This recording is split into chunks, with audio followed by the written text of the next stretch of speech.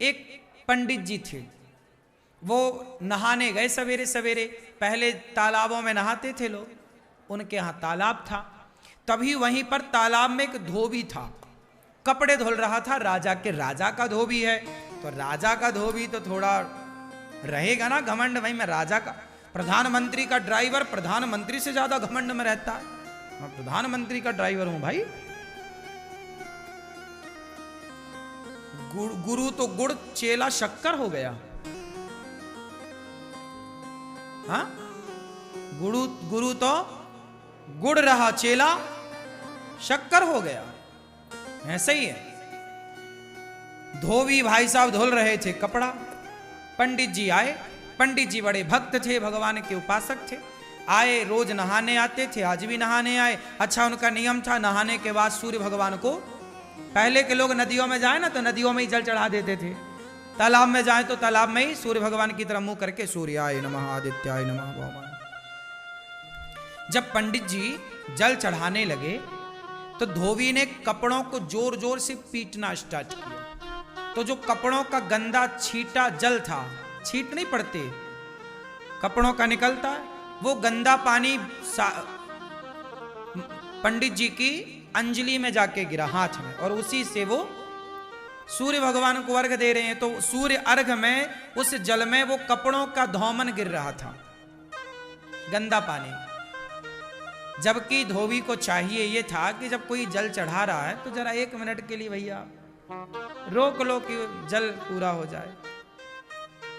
पंडित जी तो जल चढ़ाते रहे,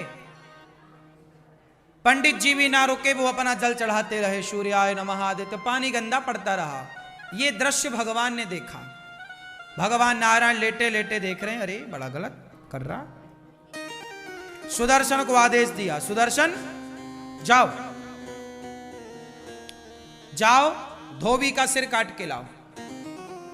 सुदर्शन चले धोबी का सिर काटने। जब तक सुदर्शन भगवान पहुंचे तब तक पंडित जी की पूजा हो गई पूरी। और जो पूजा पूरी हुई, पंडित जी ने बोला, क्यों रे नालायक, मैं पूजा कर रहा था, तुझे दिखाई नहीं पड़ रहा? 2 मिनट रुक नहीं सकता? गंदा पानी डाल रहा। अब पंडित जी जो लड़ाई शुरू की है। धोबी बोला, मैं कम हूं क्या, मैं क्यों काम रोकूं? तुम दूर नहीं जा सकते उस वाले घाट में, तुम्हें भी यहीं आना था। अब सुदर्शन भगवान को आदेश क्या मिला था? भगवान ने क्या बोला? सुदर्शन से जाओ धोबी का सिर काट के आओ। अब सुदर्शन जी आए तो वहां तो लड़ाई चल रही थी पंडित जी में और धोबी में। सुदर्शन घबराए कि भगवान ने कहा है कि धोबी का सिर काटना है, इन दोनों में धोबी कौन है ये कंफर्म नहीं हो रहा। सुदर्शन वापस चले गए। भगवान ने पूछा, हो गया सिर काटने का काम? अरे प्रभु ये तो बताओ कि उन दोनों में धोबी कौन है? धोबी तुम्हें नहीं पता? अरे बोले दोनों वो लड़ रहे थे। अब दोनों जब लड़ रहे, दोनों का स्वभाव एक सा है तो कैसे पहचाना जाए? आप भी तो धोबी की तरह हो गए।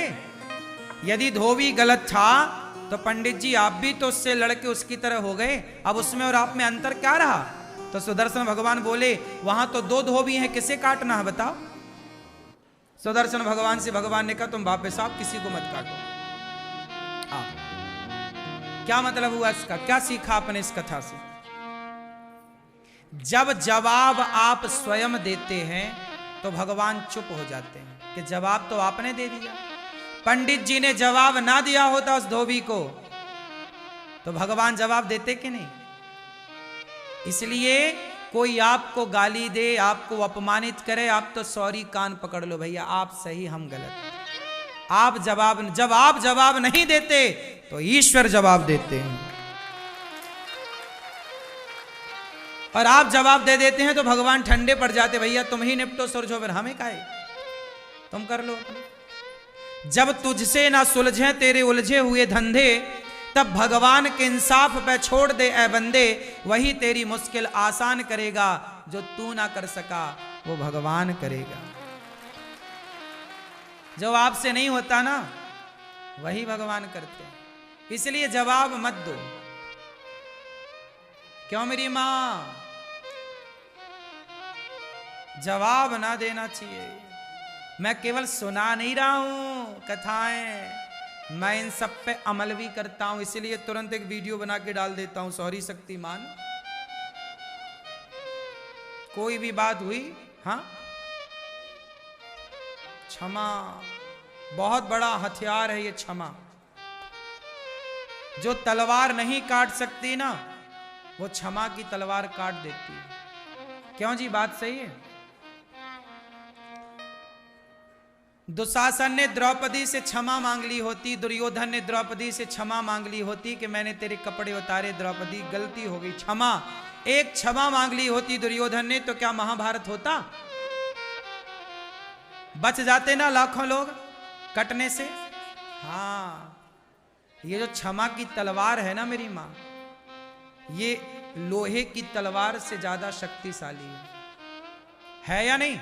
कितने लोग मानते हैं इस बात को कि ये सॉरी की तलवार, क्षमा की तलवार बहुत सारी तलवारों को उठने से रोक देती है। हाँ या ना? समझ लेना मेरी मां। इसलिए झगड़ा होगा ही नहीं यदि आप मेरी बात मानो तो। कोई झगड़ा नहीं, छुट्टी। तो पति को रोज एक सॉरी बोलो, पत्नी को रोज एक सॉरी बोलो, और सास को 2 बोल दिया करो, बड़ी है ना। पिताजी को 1 बोलो, ससुर को 1 बोलो, पति को 1 बोलो, पत्नी को 1, पर सास को, और सासू मैया आप भी बहू को 3 सॉरी बोला करो। एक इसलिए कि तेरे बाप ने तेरी जैसे पैदा कर दी, सॉरी। एक मेरे बेटे का मैंने तेरे से ब्याह कर दिया, सॉरी। और एक तू मेरे ऊपर चढ़ाई कर रही, इसके लिए सॉरी। हाँ। तो सास बहू को कितनी सॉरी बोले? 3। अब सॉरी नहीं बोलो मैया तो फिर लड़ो बहू से, फोड़वाओ सिर अपना। वो तो जवान है, बलवान, एक मारेगी तुम्हारे दांत टूट जाएंगे 3-4। या तोड़वाओ अपने दांत। बहू से नहीं लड़ना चाहिए, बहू बलवान है, अभी उसका समय है। अभी बहू का क्या है? जवानी है, समय है, रुतबा है। जब ये खुद बूढ़ी होगी तब अक्कल आएगी इसे। जवानी अंधी होती है, मैंने सुना है। ये बात सही है कि गलत है? क्या होती है जवानी? क्या होती है? क्यों भैया, जवानी क्या होती है? हाँ, इसलिए अंधी जवानी में